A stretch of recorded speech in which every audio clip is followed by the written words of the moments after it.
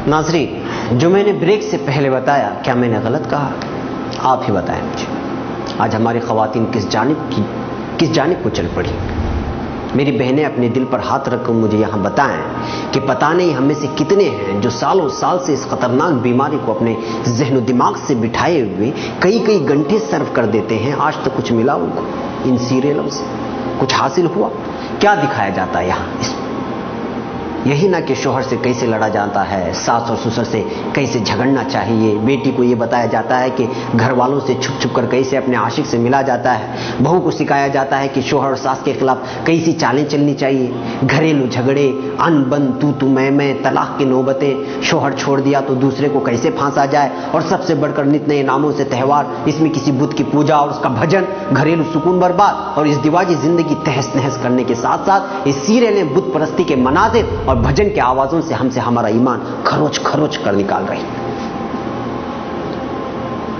और हमारी बहनों को पता भी नहीं चल रहा है, बस वक्त गुजारे के नाम पर घर में बैठे बैठे बोरियत का बहाना बनाकर घर गृहस्थी को निस्तो नाबूद कर रहे हैं और धीरे धीरे ईमान से निकलते चले जा रहे हैं। और हमें इसका एहसास भी नहीं।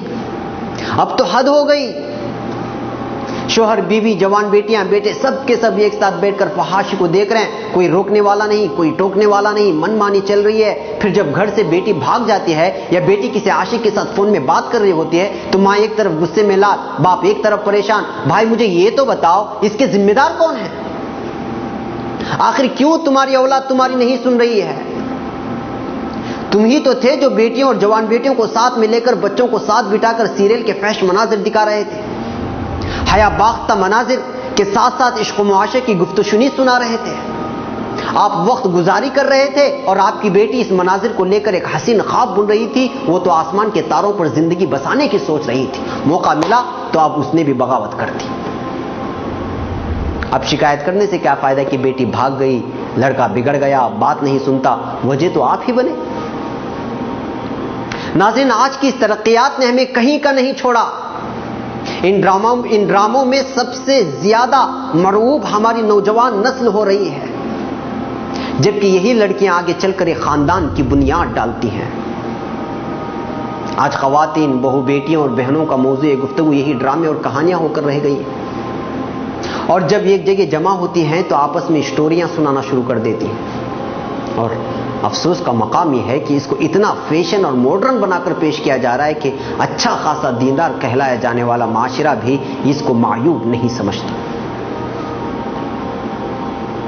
हैरानी उस वक्त होती है कि सैकड़ों ड्रामों के नाम याद हैं, इसमें किरदार अदा करने वाली अदाकारों के नाम याद हैं, कहां आगाज हुआ, कहां खत्म, कल कहां से शुरू होने वाला है, सब पता है। मगर उन्हीं को आप गलती से सहाबियात के नाम पूछ लें, इस्लाम की तारीख, मक्का और मदीना दौर के हालात पूछ लें तो बगले झांकने लगेंगे और बेशरम और बेहया होकर ये कहेंगे कि किताब में दर्ज है, जाके खुद पढ़ लो।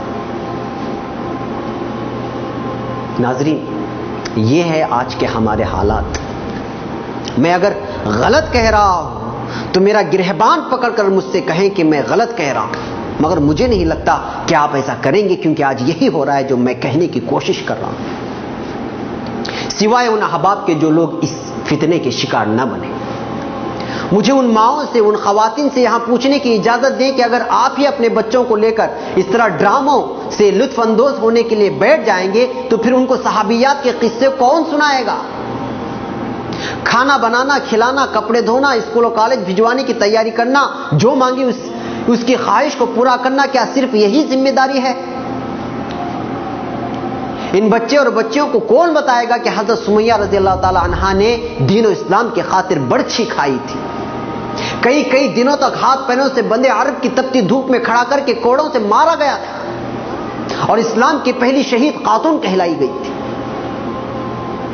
हजरत फातिमा का वो किस्सा कौन सुनाएगा? जब वो बीमार हुई तो आप सल्लल्लाहु अलैहि वसल्लम एक सहाबी के साथ इयादत के लिए पहुंचे। आप सल्लल्लाहु अलैहि वसल्लम ने हजरत फातिमा से कहा, बेटा अंदर आओ, मेरे साथ एक और भी सहाबी हैं। तो जवाब आया, अब्बू जान, पर्दा करने के लिए मेरे पास दुपट्टा नहीं है।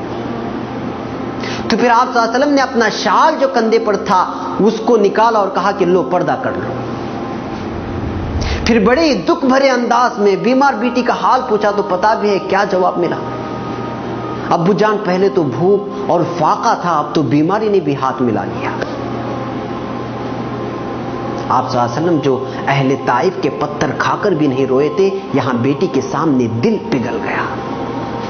फिर बेटी को सीने से लगाया तो आंखों से आंसू जारी थे और आंसू दाढ़ी को तर करके हजरत फातिमा के सर पर पड़ रहे थे। वहां हजरत फातिमा रो रही थी, बेटी को दिलासा दे रहे थे और फिर एक दर्द और कसक भरी आवाज उभरी और कहा, बेटा तेरे बाप का भी कुछ ऐसा ही हाल है, तीसरा दिन है, पेट में कुछ नहीं गया है। मेरी बहनों बताओ मुझे, जन्नत में खवातीन की सरदार जो बनेंगी, उनके इस हाल-ए-जार को कौन सुनाएगा? बताइए मुझे, यूं ही टाइम पास में वक्त गुजारी करते करते इस दुनिया को छोड़ जाएंगे?